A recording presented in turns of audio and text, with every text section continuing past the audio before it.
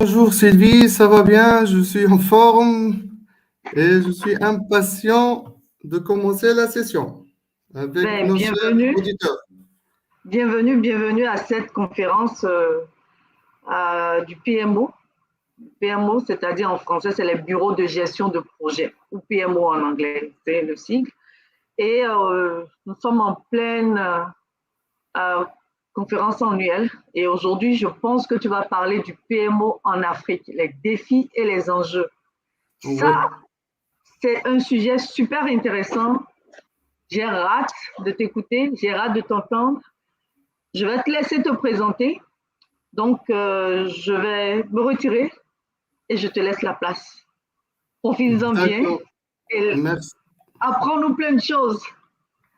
Merci bien Sylvie. Je vous remercie pour cette brève présentation. Bon, je m'appelle Elias Grar, je suis tunisien de nationalité. Je suis un consultant senior ayant une expérience de plus de 25 ans euh, dans la direction de projets de transformation digitale et la gestion de PMO et l'implémentation de PMO. Je suis CEO d'une entreprise qui s'appelle Yellow Mind. On est installé à Dubaï et on opère au Middle East et en Afrique. Pour cette session d'aujourd'hui, j'ai voulu mettre l'accent sur l'état et la situation du PMO dans notre cher continent. Le PMO, qui est déjà une structure très bien développée dans plusieurs pays dans le monde, mais en Afrique, il est encore dans ses premiers pas. Donc, j'ai voulu en parler avec vous pour vous présenter, d'après ce que j'ai vu lors de mes missions dans le continent africain, d'après mes études et tout ça, les défis qu'encontre le PMO dans le continent africain. Et je passe directement à l'agenda de la session. Tout d'abord, dans une première partie, je parlerai du contexte africain aujourd'hui. L'Afrique vit une situation qui est très mouvementée, qui est très active, et il est très important de la connaître et de comprendre qu'est-ce qui se passe dans le continent. Ensuite, je parlerai des enjeux que vit l'Afrique. Puis, je parlerai du PMO. Qu'en est-il du PMO? C'est quoi le PMO? Pour en passer et parler des défis que rencontrent les PMO en Afrique. Et enfin, je parlerai de quelques recommandations et, je dirais, des solutions. Donc, euh, pour commencer, je vais vous passer cette fiche-là. C'est l'Afrique en quelques chiffres. Lorsqu'on voit l'Afrique aujourd'hui, pour ceux qui ne connaissent pas, l'Afrique, c'est le continent de tous les superlatifs. L'Afrique aujourd'hui, c'est plus d'1 milliard d'individus, c'est plus de 30 millions de kilomètres carrés, c'est 54 pays, 3000 langues utilisées dans le continent africain. C'est énorme, oui, c'est énorme. Et le contraste, c'est qu'on trouve plus de 200 millions d'analphabètes. Donc, il y a beaucoup d'opportunités de formation et tout ça. Il y a 6 fuseaux horaires dans notre continent. On a plus de 600 millions de personnes connectées à l'Internet. Plus de 70% des populations africaines ont un téléphone mobile. 50% des populations africaines ont moins de 18 ans. Donc, tout ça, ce sont les chiffres qui nous font comprendre que l'Afrique, en un mot, c'est le continent du futur. C'est le continent où on doit se concentrer, où on doit concentrer nos efforts pour le faire développer. Donc, l'Afrique aujourd'hui, lorsqu'on parle des orientations stratégiques, on voit que presque tous les pays africains ont adhéré aux objectifs de développement durable établis par l'ONU en 2015. Ce sont les objectifs qui donnent la marche à suivre pour parvenir à un avenir meilleur et plus durable pour tout le monde. Ce sont les objectifs aussi que beaucoup de pays africains ont utilisé en tant qu'axe de développement stratégique de leur pays. Donc, on parle aujourd'hui en Afrique de combat contre la pauvreté, l'inégalité, le climat, la dégradation de l'environnement, la prospérité, la paix et la justice. Pour voir un peu plus sur ces objectifs-là, juste pour avoir une petite idée, donc les objectifs établis par l'ONU en 2015 sont au nombre de 17. Ils parlent d'élimination de la pauvreté, d'élimination de la faim, d'une vie saine pour tout le monde et le bien-être pour tout le monde, une éducation de qualité, l'égalité des sexes, accès à l'eau et à l'assainissement, les services énergétiques fiables, une croissance économique soutenue, une infrastructure résiliente, la réduction des inégalités entre les pays, les villes sont de plus en plus humaines. On parle aujourd'hui dans plusieurs pays de smart city, on parle de villes durables, on parle d'urbanisme durable, de construction durable. Donc, ce sont ces objectifs-là qui ont été mis en place dans presque tous les pays africains en tant qu'axe de développement stratégique. Tout cela nous ramène au développement de plusieurs projets sur le continent. On voit aujourd'hui qu'on a beaucoup de projets d'infrastructures, on voit des projets de routes, de voies, de ports, d'aéroports, barrages, etc. On voit aussi que l'agriculture a pris une bonne part de ces projets-là. On parle aujourd'hui d'agriculture bio, d'aménagement hydro-agricole, de chaînes de valeur agricole, de projets d'énergie, d'électrification, d'énergie solaire, hydraulique et éolienne. Donc, on voit aujourd'hui que l'Afrique est en plein chantier, que la plupart des pays africains ont lancé vraiment des méga projets pour le développement durable de leur propre pays et cela grâce à beaucoup d'investisseurs. On voit aujourd'hui que la liste des investisseurs qui investissent dans ces méga projets sont de plus en plus nombreux. Il y a 30 ou 40 ans de là, il n'y avait que 5 ou 6 nationalités qui investissent en Afrique. Aujourd'hui, les investisseurs sont multinationaux. Aujourd'hui, on voit que la Chine, déjà, elle est aujourd'hui très bien installée dans plusieurs pays. On voit aussi l'apparition d'investisseurs russes, japonais, coréens, belges, etc. Donc, l'Afrique est en chantier et cela, c'est un bon signe. D'un côté, ça nous fait plaisir de voir nos pays qui cherchent le développement et la prospérité pour leur population.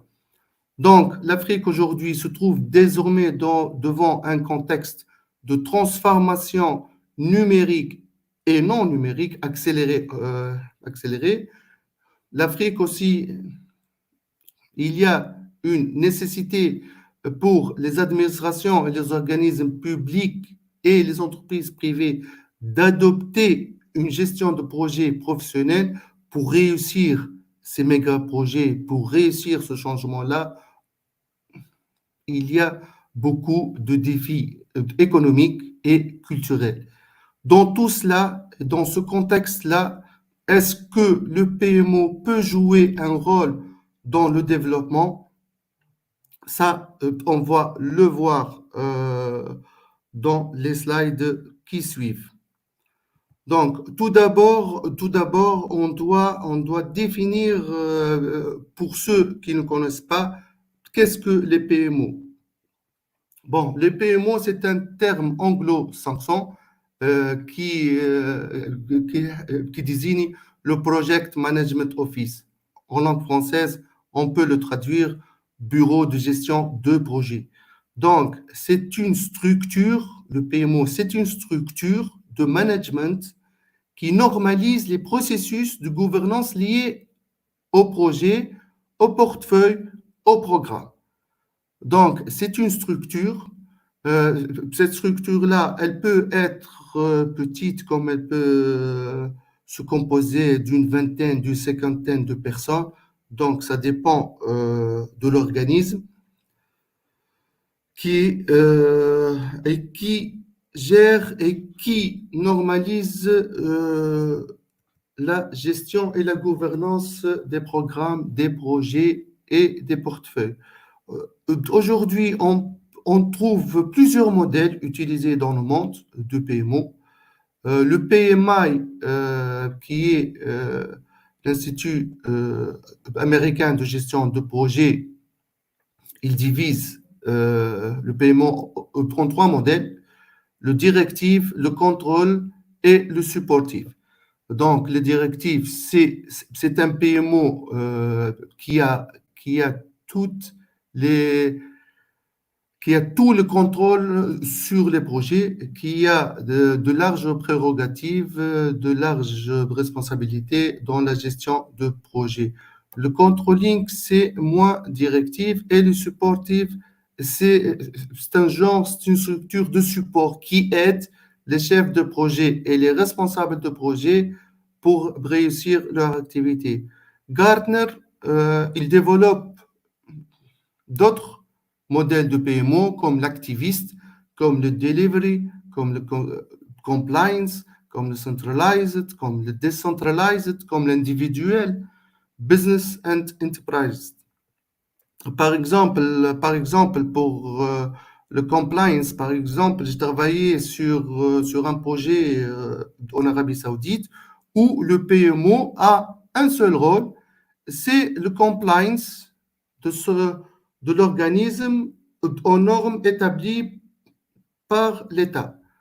Donc, son rôle, c'est de se conformer aux normes et standards établis par l'État. Donc, il y en a d'autres modèles aussi qu'on ne peut pas tout voir aujourd'hui, malheureusement. Mais je parlerai de trois principaux modèles qu'on peut utiliser en Afrique et qu'il existe déjà dans plusieurs organismes africains et compagnies africaines. Je parle de PMO centralisé. Le PMO centralisé, c'est une structure centrale installée dans l'administration centrale et qui gère le projet au niveau central et régional ou départemental. Il y en a aussi des PMO décentralisés.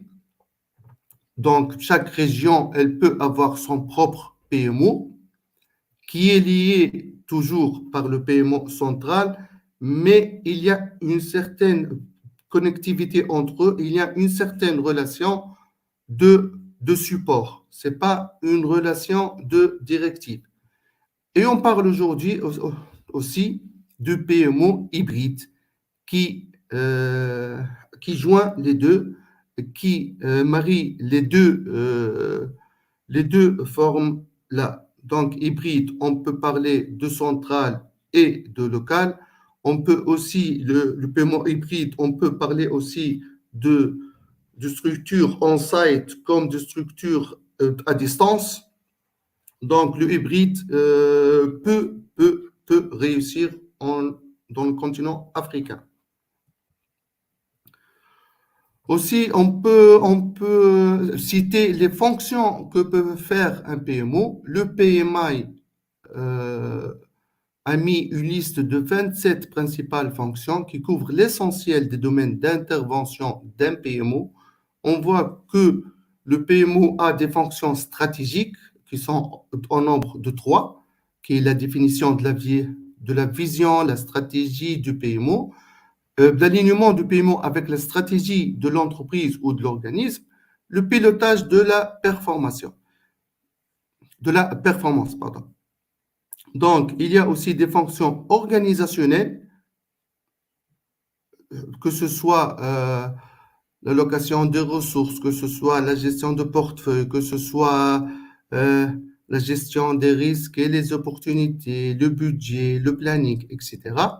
Et il y en a aussi 17 fonctions liées à l'opérationnel. Donc, l'opérationnel, c'est l'activité, c'est le terrain.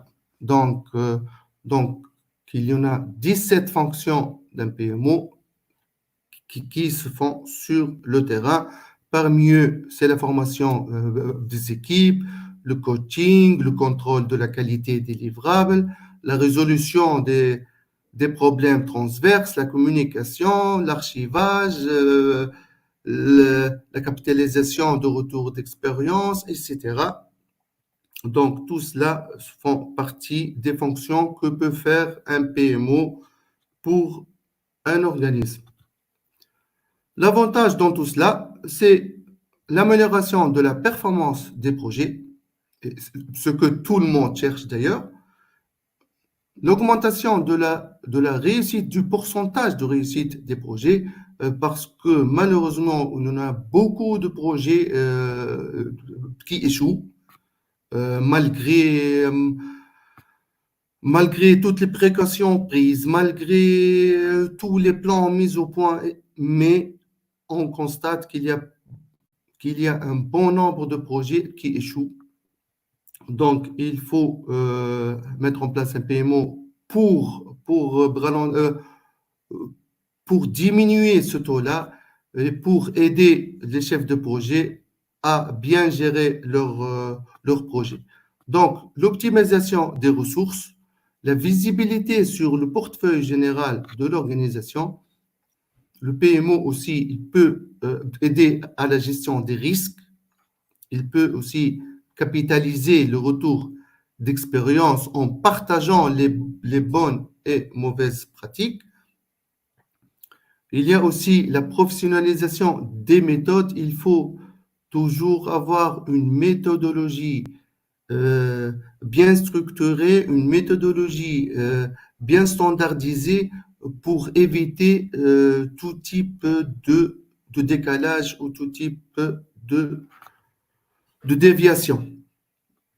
Donc, aussi, le PMO peut aider, que ce soit les chefs de projet, que ce soit aussi les managers, pour le support en tant que performance, en tant que tableau de bord de gestion, en tant que tableau de bord opérationnel, tableau de bord financier, etc. Le PMO, donc, il peut valoriser l'investissement et là, c'est le point clé pour mettre en place le PMO, c'est de valoriser ce qu'on va dépenser, c'est d'avoir un retour sur investissement, c'est de voir la valeur ajoutée des projets qu'on va lancer.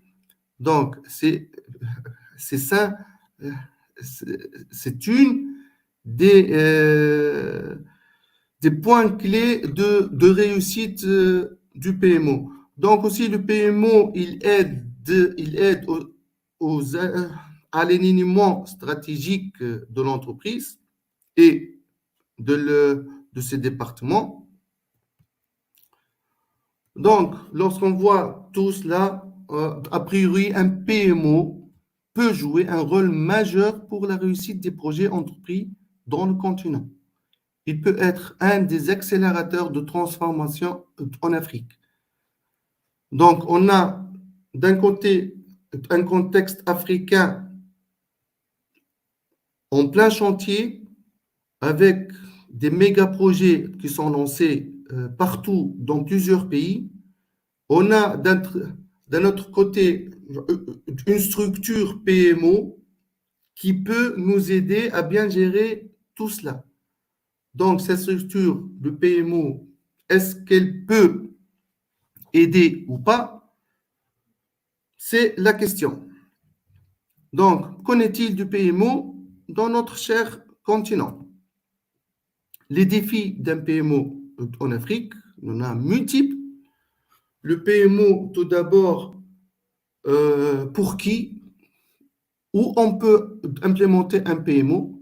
Généralement, un PMO doit être implémenté dans une organisation bien structurée, comme les administrations publiques, comme les banques, comme les opérateurs télécoms, comme les compagnies pétrolières et d'autres entreprises ou organismes. Donc, le PMO, on peut l'implémenter dans plusieurs formes d'organisation, que ce soit public ou privé, mais on a toujours des défis. Les défis que vit un PMO aujourd'hui en Afrique sont multiples. On parle aujourd'hui de mindset orienté faire que plutôt planifier. Dans plusieurs pays ou dans plusieurs projets dans le continent africain aujourd'hui, leur niveau de planification est très faible.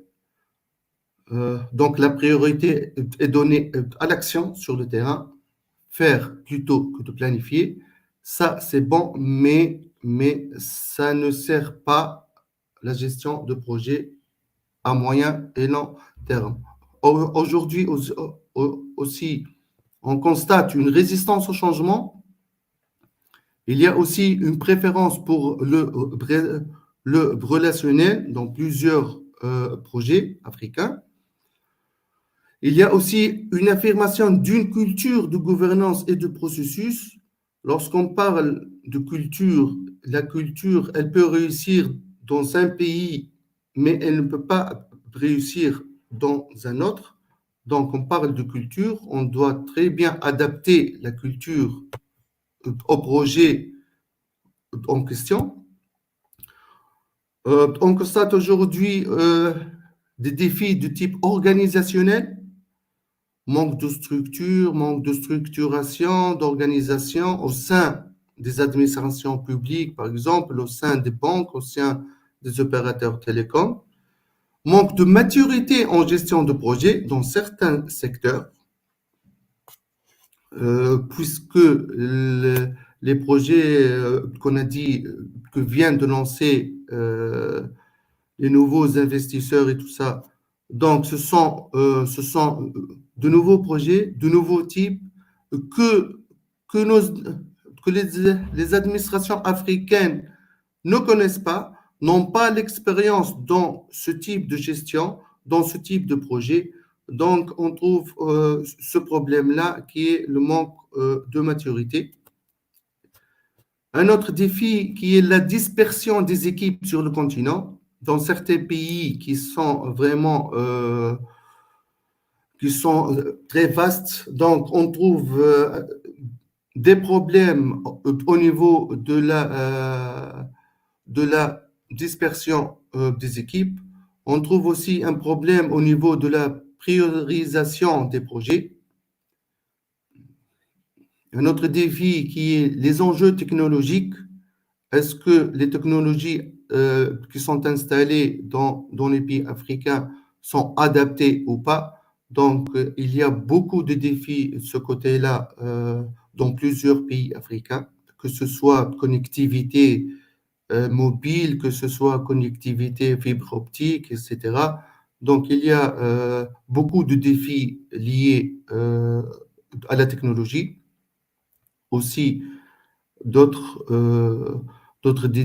défis comme le manque d'adoption d'outils collaboratifs et de suivi de projets. J'ai vu quelques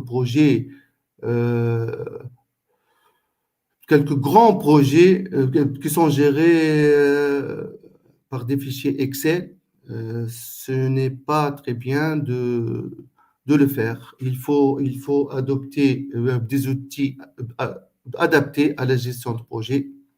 Certes, un fichier Excel est simple, mais il n'est pas adapté à ce genre de choses. Donc aussi, il y a un problème dans la gestion à distance des équipes et des fournisseurs.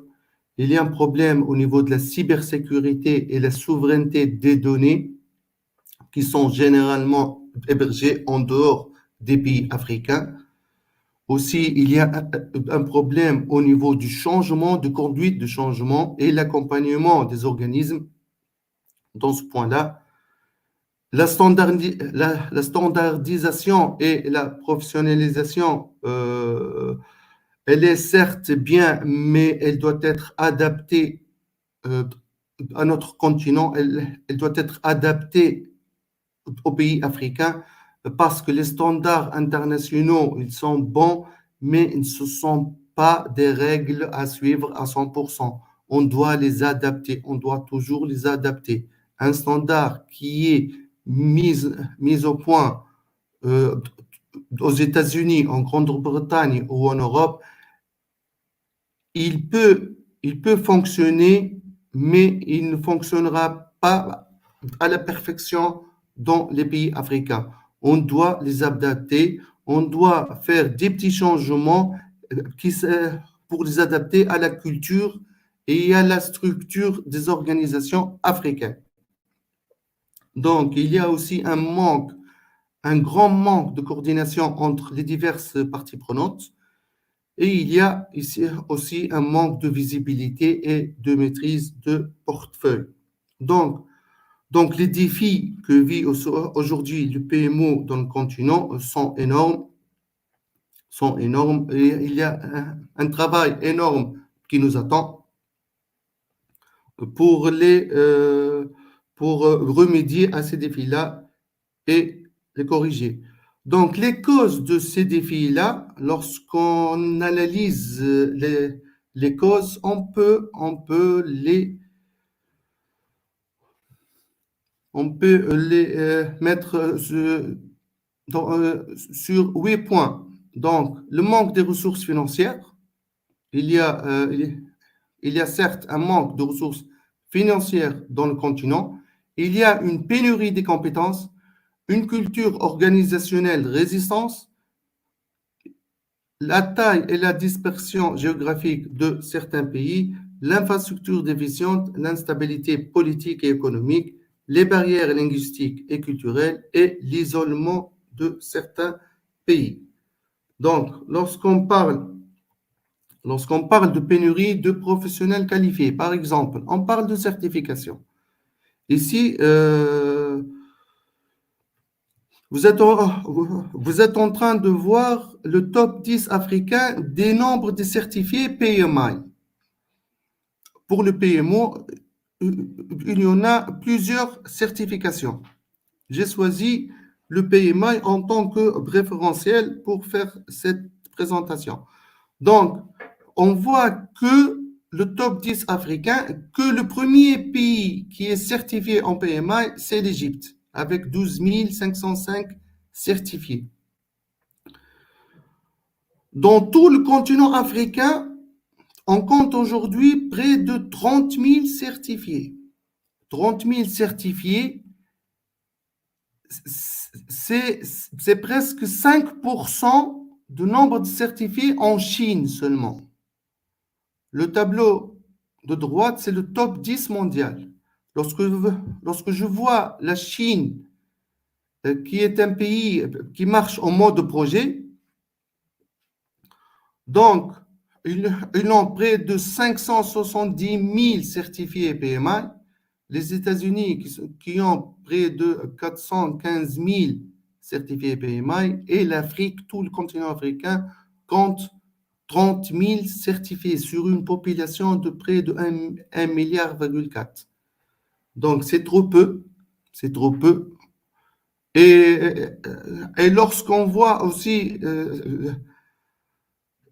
ces 30 000 certifiés PMI ne sont pas des Africains vivant dans le continent africain, mais ce sont généralement des Africains vivant à l'étranger. Ce sont la diaspora. Donc, dans le continent africain, on compte trop peu de personnes qualifiées, certifiées. Donc, ça, c'est un défi qu'on doit prendre en compte pour remédier à ce problème. De côté financier, que ce soit macroéconomique, que ce soit à titre individuel, dans 24 pays africains, le revenu annuel des citoyens est moins de 1 000 $ par an. Alors, pour être certifié, les certifications aujourd'hui coûtent près de 500-600 $. Donc, est-ce qu'un citoyen africain peut payer la certification et le cours qui est derrière? Donc, c'est un défi, c'est un handicap qui gêne, malgré que j'ai à 2 ou 3 reprises, j'ai contacté des éditeurs et des éditeurs de certification pour leur dire que le continent africain ne peut pas payer 600 $ pour une seule certif. C'est trop cher pour un citoyen africain. Lorsque je vois le niveau macroéconomique qui est le niveau des pays, on voit que les 2 tiers des pays africains ont un PIB faible et qui souffrent d'un endettement. Donc, il y a un problème financier, que ce soit au niveau de l'État, que ce soit au niveau de l'individu. Donc, c'est une des causes aussi de manque de ressources de point de vue financier.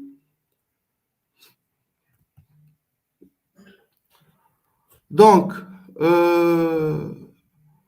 lorsqu'on parle de culture organisationnelle et la résistance, on peut parler de deux index. L'index de la corruption et l'index du développement humain. Parce que la résistance, elle peut être causée par 2 facteurs. Ou bien il y a une certaine corruption ou une certaine magouille dans ce projet-là que les personnes impliquées veulent cacher, ou bien que leur taux d'éducation et tout ça ne le permettent pas. Donc, lorsque je vois l'index de la perception de la corruption, je vois que les pays africains sont beaucoup moins développés, sont derrière dans le classement mondial. Donc, il y a peu de transparence dans nos pays, il y a peu de transparence dans nos projets, il y a peu de transparence dans nos organismes. Donc, on doit travailler sur la transparence. Et le PMO, c'est l'un des acteurs qui veut instaurer la transparence dans la gestion de projets. C'est la même chose lorsque je vois le deuxième index HDI, je vois aussi que les pays africains sont derrière dans les classements mondiaux. Donc, on a un problème socio-économique.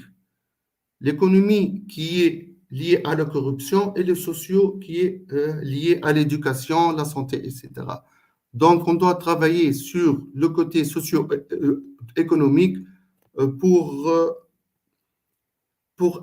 améliorer nos scores. Aussi, certains pays africains ont une superficie très large, très grande, très vaste. Donc, ils ont de très grands problèmes de réseau routier. Ils ont très gros problèmes de trafic aérien, de réseau ferroviaire, de disparité entre les régions, l'accès à l'eau, à l'énergie. Donc, ce sont tous des handicaps qui gênent, ce sont tous des handicaps euh, qui n'aident pas l'administration centrale à développer des projets et à développer le PMO dans certains cas ou certains méga projets. L'infrastructure déficiente, certes, on a aujourd'hui 600 millions de personnes qui ont accès à l'Internet, mais la question là, avec quel débit et avec quel coût? Dans plusieurs pays que j'ai visités, le débit est trop faible et le coût est très élevé. Donc, il y a un très grand problème au niveau de la connectivité Internet. Cela aussi peut s'avérer un handicap pour le développement de travail collaboratif à distance et la connectivité entre les diverses administrations au niveau local avec le central. Aussi, dans certains pays et dans le continent généralement, on doit l'avouer, qu'il y a une instabilité politique et économique. Il y a beaucoup de guerres, il y a beaucoup de coups d'État, il y a beaucoup de terrorisme, il y a beaucoup d'endettement. Tous ces paramètres-là font que l'Afrique euh, manque de stabilité. Et qui dit manque de stabilité dit manque de stratégie. On ne peut pas planifier quelque chose dans un contexte instable.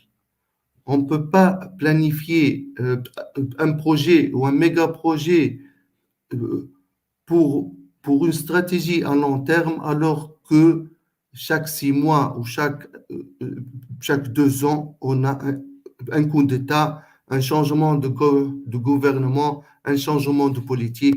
Donc, euh, ce facteur-là malheureusement, joue un rôle majeur dans les problèmes et dans les défis que vit aujourd'hui nos divers pays.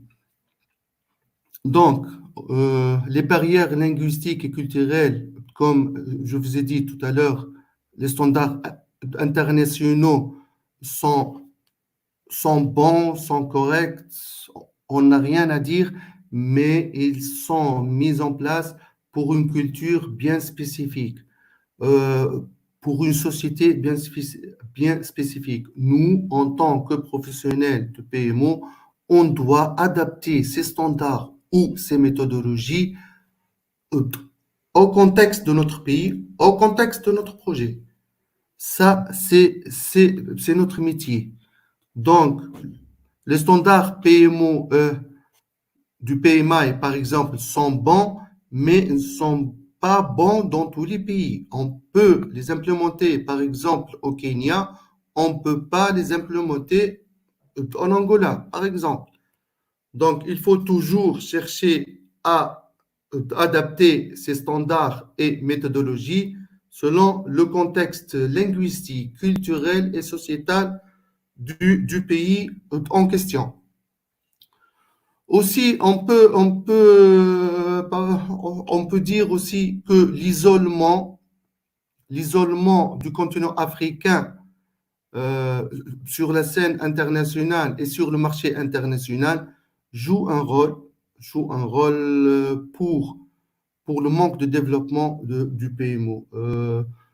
Je constate que les revendeurs des principaux logiciels et des organisations internationales n'existent pas en Afrique. Ils n'ont pas de représentants. Donc, il y a un isolement presque total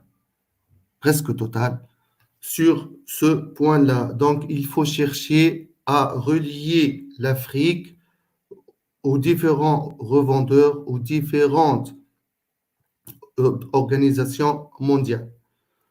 Donc, quelle solution pour tout cela?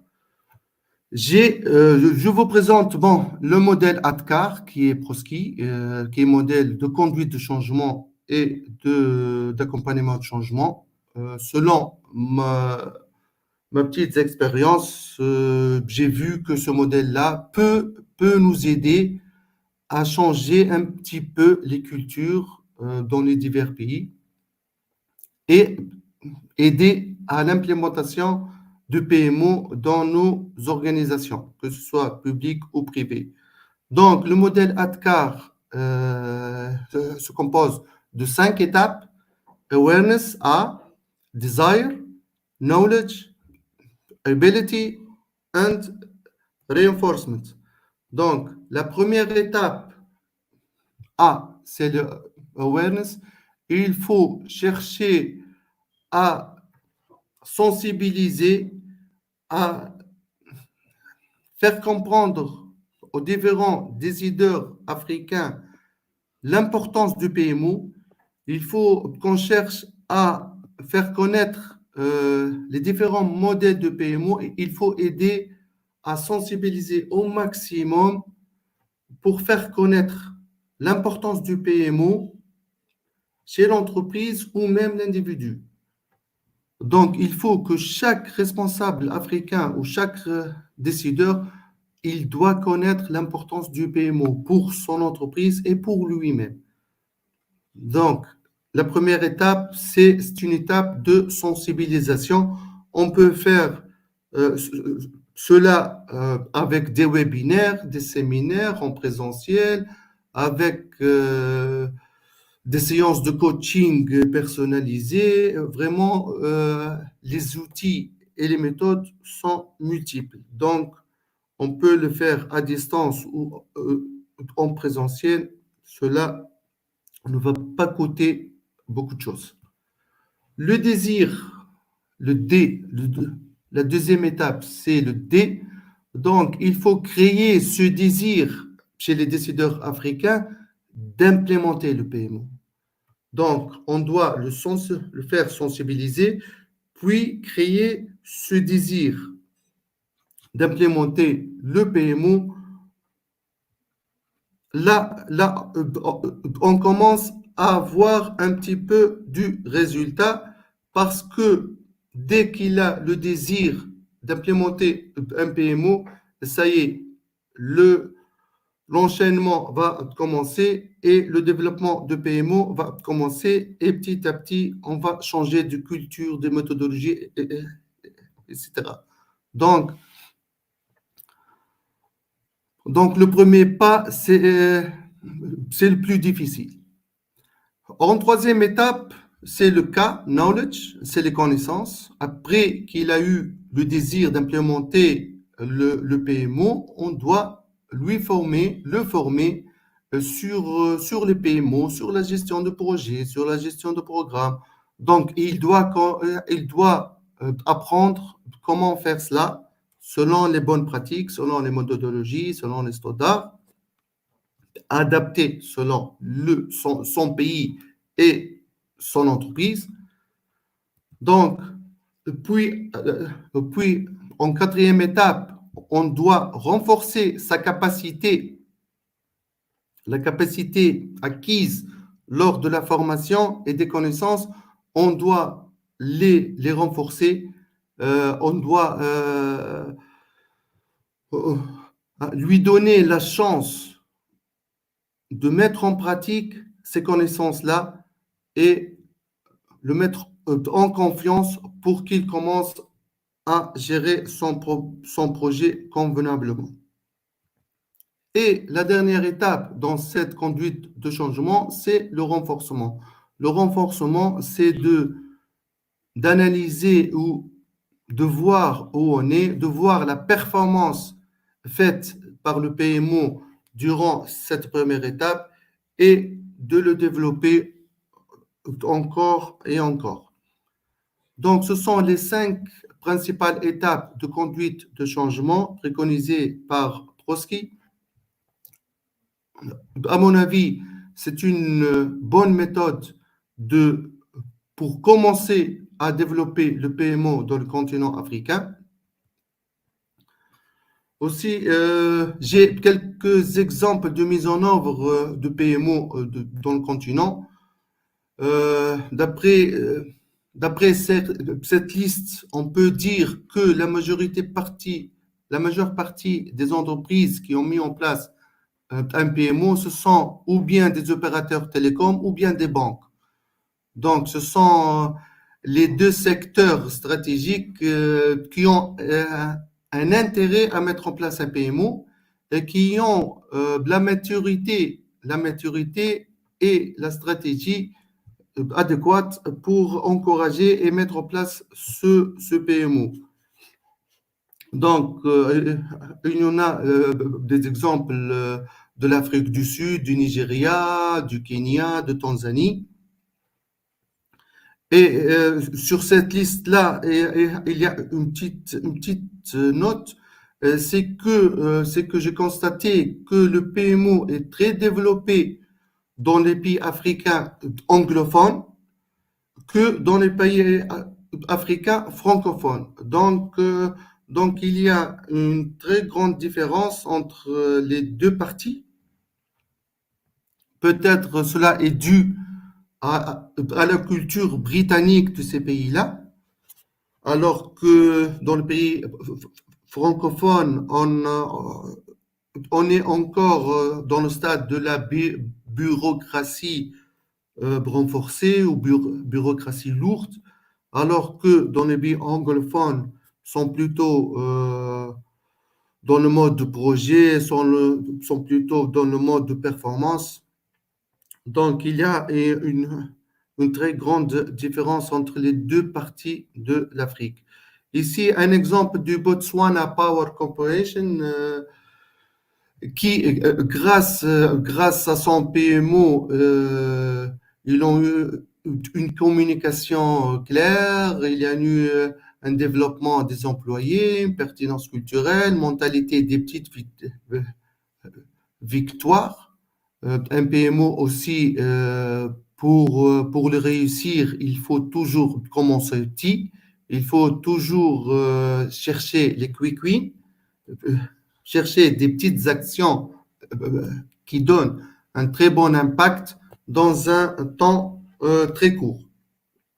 Donc, l'engagement des parties prenantes, il y a eu aussi l'amélioration basée sur les données, data-driven PMO.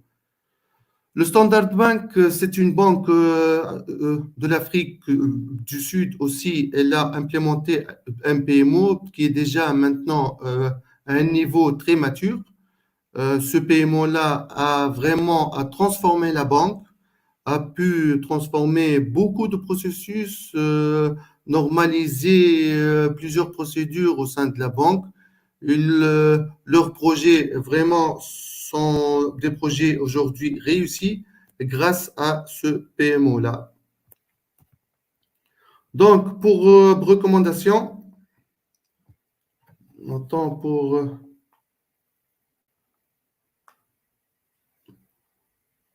Donc, pour recommandations, généralement, je peux dire que j'encourage mes confrères dans le pays africain à utiliser de plus en plus d'outils collaboratifs, open source, à moindre coût.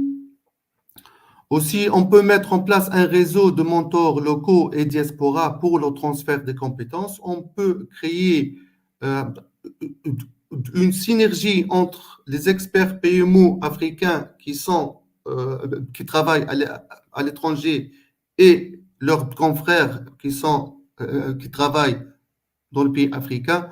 Donc, on peut créer ce genre de réseau pour transférer les connaissances et les compétences. On peut aussi proposer des formations en ligne à moindre coût et pourquoi pas des certifications en gestion de projet. On peut standardiser les processus, mais laisser l'autonomie aux équipes locales pour les adapter au contexte. On peut aussi, dans certains cas, recourir au cloud, à l'intelligence artificielle, technologie mobile, si les ressources financières le permettent. On peut co-développer avec les universités locales des cursus spécialisés en gestion de projet. On peut signer des partenariats publics-privés, mettre en commun les bonnes pratiques avec d'autres PMO, que ce soit régionaux ou internationaux. On peut favoriser les initiatives impact rapide et sensibiliser les parties prenantes. Comme partie prenante, on peut faire tout un réseau de parties prenantes, comme les universités. On peut travailler énormément avec les universités en créant des clubs universitaires ou bien des constructions de formations. On peut aussi créer des chapitres nationaux d'associations internationales comme le PI, le PMI, PMOGA, le PMO Leader, etc. On peut aussi faire des partenariats entre les divers PMO. Les grandes entreprises internationales qui sont implantées aujourd'hui en Afrique, ils peuvent aussi prendre part à cet effort-là en nous transférant leurs connaissances, en partageant avec nous leur méthodologie et tout ça. Aussi, on ne doit pas oublier les organismes et les bailleurs de fonds comme la Banque mondiale, l'Union européenne, l'AFD, la GIZ, pour avoir leur soutien technique et financier sur certains projets. Il y a aussi les cabinets de conseil spécialisés, les diasporas africaines et les grandes associations professionnelles. Donc, le réseautage est essentiel au PMO pour progresser plus rapidement. Comme méthodologie, on peut commencer la traduction des documents clés dans les langues locales. On peut utiliser des outils digitaux simples et intuitifs, comme des wikis ou des forums, etc. On peut faire participer les équipes à l'amélioration continue. On peut prendre en compte les modes de communication propres à chaque pays ou à chaque région, former les employés aux subtilités culturelles pour éviter les faux pas, intégrer des pratiques culturelles locales, s'appuyer sur les réseaux communautaires et les leaders d'opinion influents, étaler dans le temps les changements importants. Donc, l'adaptabilité culturelle est cruciale en Afrique. Un PMO réussi est celui qui respecte et inclut les spécificités locales. Comme des orientations clés, je peux dire qu'il faut démarrer petit avec des initiatives à impact rapide pour gagner le soutien interne. Il faut s'assurer un ancrage solide dans la stratégie et la culture de l'organisation. Un PMO, ce n'est pas une petite structure, ce n'est pas un petit projet d'une durée illimitée, c'est une structure à durée illimitée qui va transformer l'entreprise et l'administration. Donc, on doit recruter et former en priorité des talents locaux pour assurer la pérennité, maximiser les technologies ouvertes et le travail collaboratif, construire le réseau étendu de partenaires, standardiser les processus de base, communiquer régulièrement les bénéfices du PMO, s'adapter au cycle de planification politique et budgétaire, développer une offre de services diversifiés, constituer progressivement une expertise reconnue, se positionner en facilitateur du changement, capitaliser et pérenniser le retour d'expérience.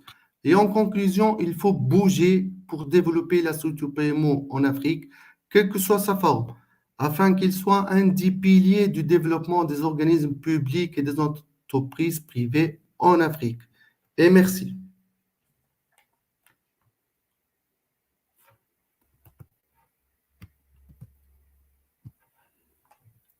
Donc, bon, ben, merci beaucoup, Elias. C'était passionnant comme présentation. Je peux te dire qu'il y a beaucoup de questions qui sont derrière. On avait 45 minutes, on est un peu au-delà des 45 minutes prévues. Je vais quand même te lire les questions, mais je ne sais pas si on aura vraiment le temps parce qu'on doit présenter notre prochaine invitée, qui est Yasmina Kelifi. Donc, ce que je vais faire, je vais voir si je peux rapidement te lire les questions. Et je suis on stage. Which of the three types of PMO centralized, decentralized, hybrid works best for projects in Africa? Ça, c'était une question en anglais. Et la deuxième question, si tu me permets, c'est est-ce que vous pourriez donner un exemple de standard qui marcherait en Afrique? Si tu peux faire tout ceci en moins de 1 ou 2 minutes, ce serait Oui, intéressant pour qu'on puisse voir notre oui, prochain. oui. Pour le type de paiement qui marcherait au mieux dans le continent, ce sera le paiement hybride qui nécessite une équipe locale sur place et peut avoir l'aide d'une équipe à distance. Donc, c'est la solution plus rapide et qui donne de très bons résultats. Pour ce qui est les standards qui ne marchent pas en Afrique, il n'y a pas un standard qui ne marche pas en Afrique. Tous les standards sont bons, mais on doit les adapter à notre contexte et à notre culture à nous. Donc, c'est ça, rapidement. Ok, donc pour terminer, il y a de très bonnes réactions dans le chat. Je vais te laisser plus tard le temps de lire.